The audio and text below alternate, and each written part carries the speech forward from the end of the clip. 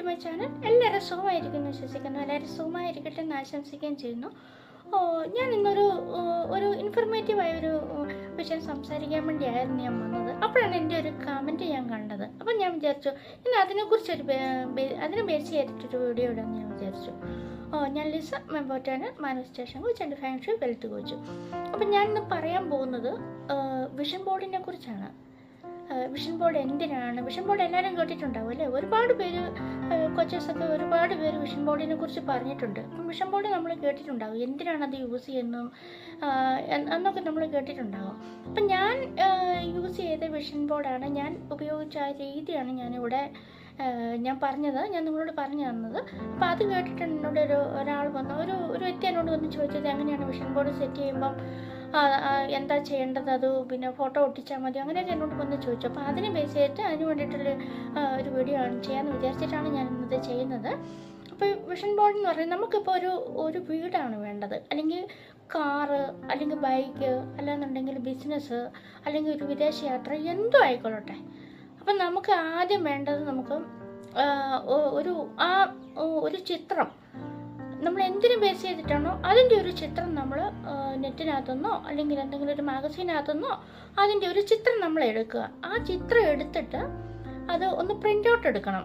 ആ print out എടുക്കുമ്പോൾ നമ്മൾ ശ്രദ്ധിക്കണം കേട്ടോ. നമ്മൾ ഈ സിറസോപ്പിയൊക്കെ എടുക്കുമ്പോൾ കണ്ടിട്ടില്ലേ, കറുത്ത് ചില സ്ഥലങ്ങളിലൊക്കെ കറുത്തിരിക്കുന്നത്. അപ്പോൾ അതൊന്നും കറുപ്പൊന്നും കൂടാതെ തന്നെ നമ്മൾ നല്ല ഭംഗിയായിട്ട് കളറിൽ വേണം എടുക്കാൻ. അപ്പം കളറാണ് നമ്മുടെ മൈൻഡ് പെട്ടെന്ന് സെൻസ് ചെയ്തെടുക്കുന്ന കളറാണ്.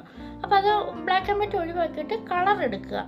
ഈ കളർ എടുത്തു കഴിഞ്ഞിട്ട് അതിനകത്ത് നല്ല വ്യക്തവും ക്ലിയറും ആയിട്ടിരിക്കണം. അതിപ്പോൾ കാറാണെങ്കിൽ കാറ്, അല്ലെങ്കിൽ നമ്മുടെ ഒരു ഡ്രീം ഹോം ആണെങ്കിൽ അത്, അല്ലെങ്കിൽ ഒരു വിദേശത്തേക്ക് പോകാനുള്ളൊരു ഒരു വിമാനത്തിൻ്റെയൊക്കെ ഇതാണെങ്കിൽ അത്, അങ്ങനെ അത് നമ്മൾ എടുത്തിട്ട് അത് നമ്മുടെ ഒരു ചാർട്ട് ഉണ്ടാക്കണം. ചാർട്ടെന്ന് പറഞ്ഞു കഴിഞ്ഞിട്ടുണ്ടെങ്കിൽ നമുക്കിപ്പം ചാർട്ട് ബോർഡൊക്കെ നമുക്ക് വാങ്ങിക്കാൻ കിട്ടും. അതൊന്നും വാങ്ങിക്കാൻ വേണ്ടി നമുക്ക് പറ്റില്ല. നമ്മൾ ഈ കാർഡ് ബോർഡ് ഉണ്ടല്ലോ, എന്തെങ്കിലുമൊക്കെ സാധനങ്ങൾ കൊണ്ടുവരുന്ന കാർഡ് ബോർഡ് ഉണ്ടല്ലോ, അപ്പോൾ ആ കാർഡ് ബോർഡ് ഒരെണ്ണം മുറിച്ചെടുത്തിട്ട് അതിലേക്ക് നമുക്കിത് ഒട്ടിച്ച് വെക്കാം.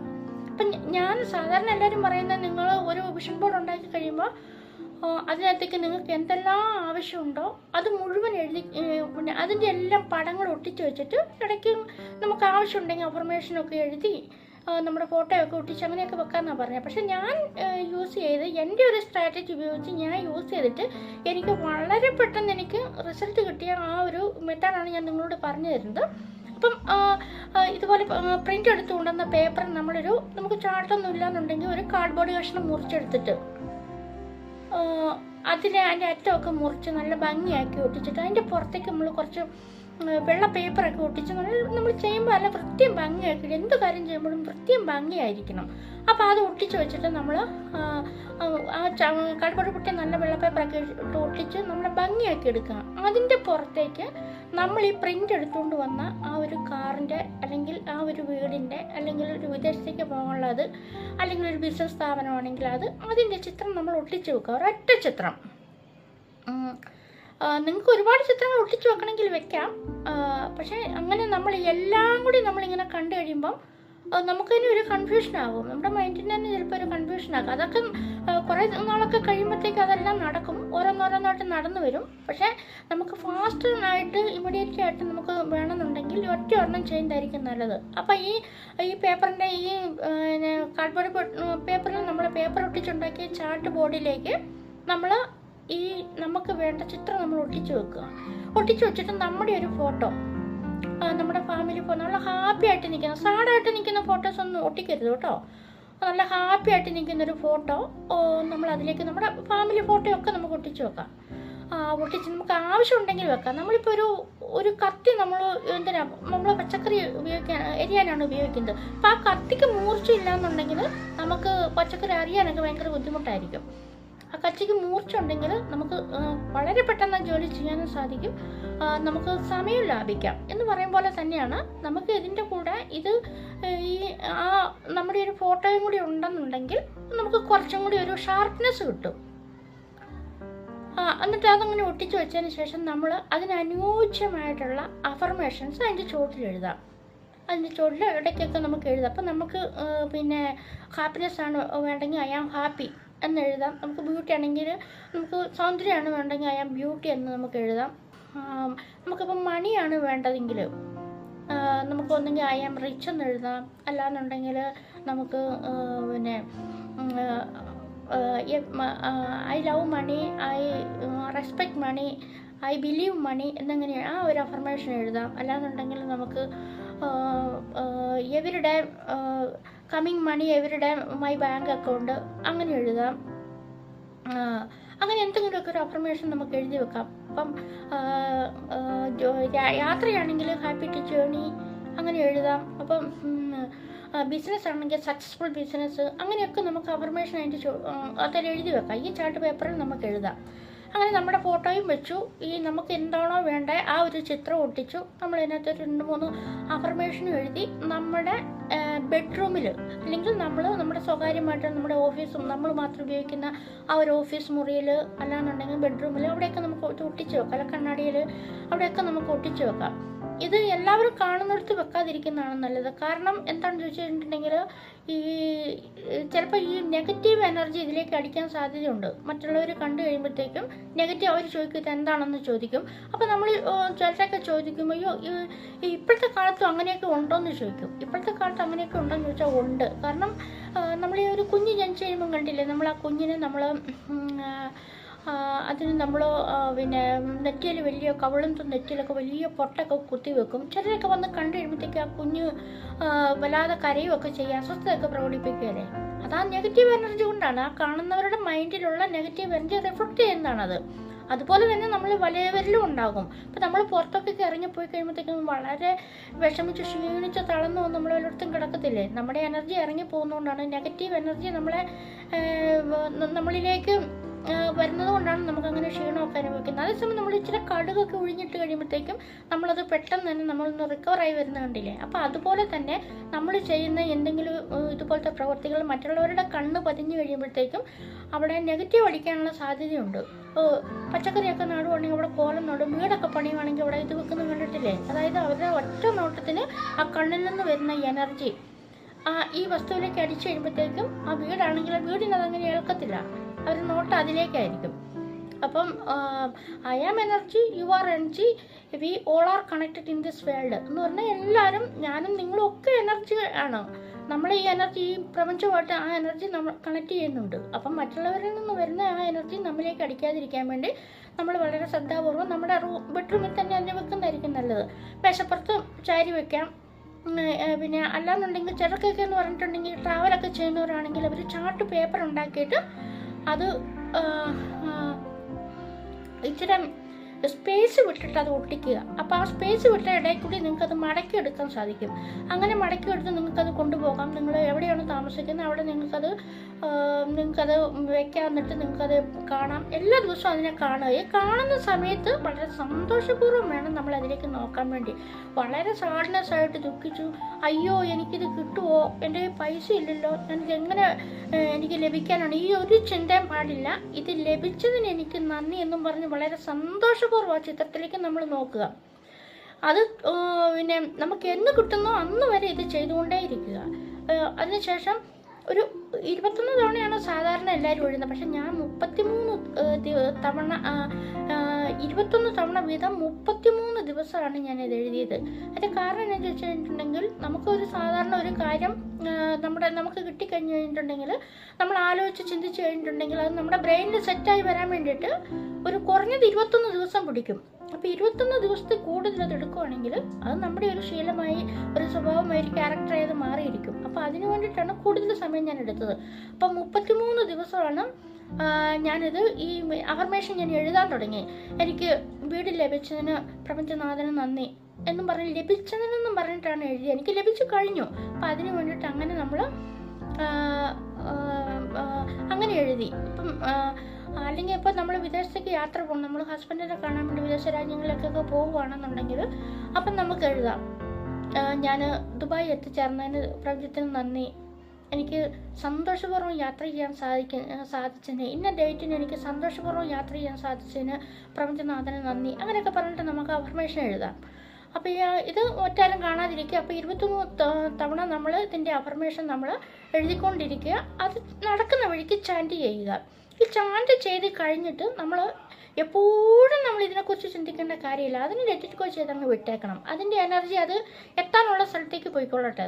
അതിൻ്റെ ആ എനർജീനെ നമ്മൾ ക്യാച്ച് ചെയ്ത് വെക്കേണ്ട ആവശ്യമേ ഇല്ല. അതിന് നമ്മളങ്ങ് വിട്ടേക്കുക. അതിനുശേഷം നമ്മൾ എന്താ ചെയ്യുന്നത് വെച്ചിട്ടുണ്ടെങ്കിൽ, നമ്മൾ സ്ക്രിപ്റ്റിംഗ് ഉണ്ടല്ലോ, നമ്മൾ സ്ക്രിപ്റ്റ് എഴുതണം. സ്ക്രിപ്റ്റ് എന്ന് പറഞ്ഞു കഴിഞ്ഞിട്ടുണ്ടെങ്കിൽ, നമുക്ക് വീടാണ് വേണ്ടതെങ്കിൽ ആ വീടിനെ കുറിച്ചുള്ള കംപ്ലീറ്റ് കാര്യം നമ്മൾ ആ വീട്ടിൽ നിന്നും എഴുന്നേറ്റ് വരുന്നത് പോലെ, രാവിലെ ഉറക്കമുണർന്ന് ആ വീട്ടിൽ നിന്ന് വരുന്നത് പോലെ തന്നെയുള്ളൊരു ഫീലിങ്ങോട് കൂടിയിട്ട് നമ്മൾ എഴുതുക. അപ്പോൾ ഇനി എഴുതി കഴിയുമ്പോൾ നമ്മുടെ പഞ്ചേന്ദ്രിയങ്ങൾ ഉപയോഗിച്ചിട്ട് നമ്മളിതിനെ ഒന്ന് വിഷ്വലൈസേഷനും കൂടി ചെയ്യണം. ഈ സ്ക്രിപ്റ്റ് എഴുതി കഴിഞ്ഞിട്ട്, സ്ക്രിപ്റ്റ് എന്ന് പറഞ്ഞിട്ടുണ്ടെങ്കിൽ അതിൻ്റെ ഏറ്റവും മൂല സകല കാര്യങ്ങൾ എഴുതിയിട്ട് നമ്മൾ ഒറ്റ കാര്യം ഒരു പ്രാവശ്യം ചെയ്യാവുള്ളൂ, ഫാസ്റ്റിനായിട്ട് റിസൾട്ട് കിട്ടണമെങ്കിൽ. അപ്പോൾ അത് എഴുതിയതിന് ശേഷം നമ്മളതിനെ ഒന്ന് വായിച്ച് നോക്കുക. വായിച്ച് നോക്കിയിട്ട് നമ്മളൊന്ന് കണ്ണടച്ചിരുന്നുകൊണ്ട് നമ്മൾ വിഷ്വലൈസേഷൻ ചെയ്യാൻ പോവുകയാണ്. അതായത് ഒരു സ്ക്രീനിൽ നമ്മുടെ മുമ്പിലേക്ക് തെളിഞ്ഞു വരുന്നത് പോലെ നമ്മളിങ്ങനെ കണ്ണടച്ച് ശ്വാസമൊക്കെ ഒന്ന് എടുത്തു വിട്ട് കണ്ണൊക്കെ അടച്ചിരിക്കുമ്പോൾ അതൊരു സ്ക്രീനിൽ നമ്മുടെ ആ മുമ്പിൽ ആ വീട്, അല്ലെങ്കിൽ നമ്മളെ യാത്ര, അല്ലാന്നുണ്ടെങ്കിൽ വാഹനം, അതെന്താണെങ്കിലും ആയിക്കോട്ടെ, അത് നമ്മുടെ പഞ്ചേന്ദ്രിയങ്ങൾ ഉപയോഗിച്ചിട്ട് നമ്മൾ അതിനെ വിഷ്വലൈസ് ചെയ്യണം. ഈ പഞ്ചേന്ദ്രിയങ്ങൾ പറഞ്ഞിട്ടുണ്ടെങ്കിൽ എല്ലാവർക്കും ചിലപ്പോൾ അറിയത്തില്ല. പഞ്ചേന്ദ്രിയങ്ങൾ എന്ന് പറഞ്ഞാൽ നമ്മുടെ കണ്ണ്, മൂക്ക്, നാക്ക്, ചെവി, ത്വക്ക്, ഇത്തരം സാധനമാണ് പഞ്ചേന്ദ്രിയങ്ങൾ. അപ്പോൾ പഞ്ചേന്ദ്രിയങ്ങൾ എന്ന് പറയുമ്പോഴത്തേക്കും നമുക്ക് വീടാണ് വേണ്ടത്. ആ വീട് നമ്മുടെ ബെഡ്റൂമിൽ നമ്മളിങ്ങനെ വെച്ചിരിക്കുകയാണ്. അപ്പോൾ രാവിലെ നമ്മൾ അല്ലെങ്കിൽ ഏതെങ്കിലും ഒരു സമയത്ത് നമ്മൾ ഇതിലേക്കൊന്ന് നോക്കുകയാണ്. നോക്കിക്കഴിയുമ്പോൾ നമ്മൾ നമ്മുടെ മനസ്സിൽ അല്ലെങ്കിൽ നമ്മൾ കണ്ണടച്ചിരുന്നിട്ട് നമ്മൾ വിഷ്വലൈസ് ചെയ്യുമ്പം നമ്മുടെ മനസ്സിൽ ഇത് കണ്ണുകൊണ്ട് നമ്മൾ കണ്ടു. അപ്പം നമ്മൾ ഭയങ്കരമായിട്ട് സന്തോഷം അനുഭവിക്കും. കണ്ണുകൊണ്ട് കണ്ടു കഴിയുമ്പം നമുക്ക് ഭയങ്കര ഒരു ഫീലിങ്ങോട് കൂടി, എത്ര മനോഹരമാണ്, എന്ത് ഭംഗിയാണ് കാണാൻ വേണ്ടിയിട്ടൊക്കെ ആ ഒരു ഫീലിങ്ങോട് കൂടിയിട്ട്. കാരണം ഈ ഫീലിങ്സുകളാണ് നമുക്ക് എന്തെങ്കിലും സാധനങ്ങൾ നമുക്ക് പെട്ടെന്ന് നമുക്ക് യൂണിവേഴ്സിൽ, നമ്മുടെ ഫീലിങ്സുകളാണ് യൂണിവേഴ്സിൽ എത്തുന്നത്. അപ്പം നമ്മൾ ഫീലിങ്സോട് കൂടി അതിനെ കാണുക. അപ്പം നമ്മൾ ഹായ് എന്നുള്ള ആ ഒരു ഇതോടു കൂടി അതിനെ നമ്മൾ കാണണം. കണ്ടതിന് ശേഷം പിന്നെ നമ്മുടെ ചെവിയും കൊണ്ട് നമ്മൾ കേൾക്കുമല്ലേ. അപ്പോൾ ആ വീട്ടിൽ നമ്മുടെ വെച്ച വീട്ടിൽ നമ്മുടെ പാലുകാച്ചും അതും ഇതൊക്കെ കണ്ടു, അതൊക്കെ നമ്മൾ കണ്ണിൽ കണ്ടു. അതിനുശേഷം നമ്മൾ നല്ലൊരു പാട്ടിട്ടിരിക്കുകയാണ്, നല്ലൊരു ഭക്തിഗാനമൊക്കെ ഇട്ട് നമ്മളത് കേട്ടുകൊണ്ട് നമ്മുടെ ബെഡ്റൂമിൽ ഇരിക്കുകയാണ്, അല്ലെ കിടക്കുവാണ്. അത് നമ്മളങ്ങനെ വിഷ്വലൈസ് ചെയ്തപ്പോൾ അപ്പം കണ്ണുമായി, ചെവിയായി. ഇനി മൂക്ക് നല്ല സുഗന്ധമാണ്, നമ്മുടെ വീട്ടിൽ നല്ല സുഗന്ധമാണ്. അപ്പം നമ്മൾ കുറച്ച് പച്ചക്കർപ്പൂരമോ അല്ലാന്നുണ്ടെങ്കിൽ കുന്തിരിക്കോ ഒക്കെ പുകച്ചിട്ട് അതിൻ്റെ സ്മെല്ല് മുഴുവൻ വീടിനകം മുഴുവൻ പരന്നിരിക്കുകയാണ്. നമുക്ക് ഭയങ്കര ഒരു ഹാപ്പിനെസ്സാണ്. നല്ല സ്മെല്ല് കേട്ടുകഴിയുമ്പോൾ നമുക്ക് ഉള്ളിൽ നിന്ന് ഒരു ഹാപ്പിനെസ് വരും അല്ലേ. അത് നമ്മുടെ ഹാപ്പി ഹോർമോൺ ആ സമയത്ത് പ്രൊഡ്യൂസ് ചെയ്യുന്നതുകൊണ്ടാണ്. അപ്പോൾ അതിനുശേഷം ഇപ്പം നമ്മുടെ മൂക്കുമായി. ഇനി നമ്മുടെ നാക്കാണ്, നാക്കിനകത്ത് അപ്പോൾ എന്തെങ്കിലും നമ്മുടെ കിച്ചണിൽ ഭക്ഷണം ഉണ്ടാക്കിയിട്ട് നമ്മളെല്ലാവരും കൂടി ഡൈനിങ് ടേബിളിൻ്റെ പുറത്തിരുന്ന് നമ്മളെല്ലാവരും കൂടി ചിരിച്ച് സംസാരിച്ച് നല്ല ടേസ്റ്റോട് കൂടി ഭക്ഷണം കഴിക്കുകയാണ്. അപ്പം നമ്മുടെ പഞ്ചേന്ദ്രിയങ്ങളിൽ 4ാമത്തെ നാവുമായി.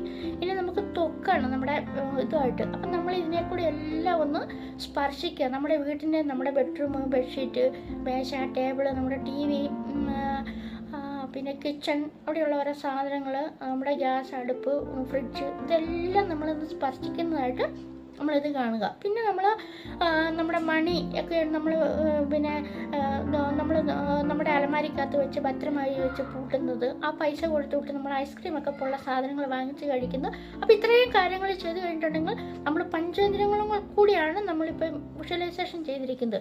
ഇത് വളരെ ഫാസ്റ്റായിട്ട് നിങ്ങളിൽ ഇതിൻ്റെ പ്രവർത്തനം നടക്കുന്നതാണ് കേട്ടോ. 21 തവണ വീതം 33 ദിവസമാണ് നിങ്ങളിത് ചെയ്യേണ്ടത്. 21 തവണ എഴുതുക. ചാൻഡ് ചെയ്യുന്ന എത്ര നേരം വേണമെങ്കിൽ ചാൻഡ് ചെയ്യുന്നതിന് കുഴപ്പമില്ല.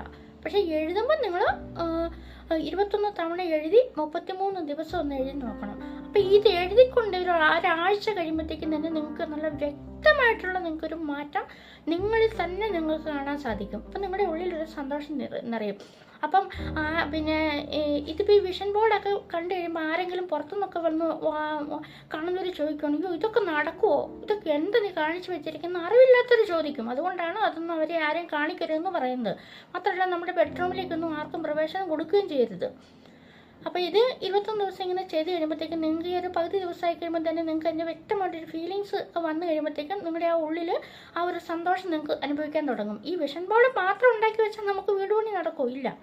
നമ്മൾ പിന്നെ വേണ്ട അതിനു വേണ്ടി നമുക്കൊരു പ്ലാൻ ചെയ്യണം. പ്ലാൻ ചെയ്തിട്ട് ഒരു ആക്ഷനാണ് ഞാൻ എടുക്കേണ്ടത്. ആക്ഷൻ എടുക്കാതെ ഒരു കാര്യവും നടക്കില്ല കേട്ടോ.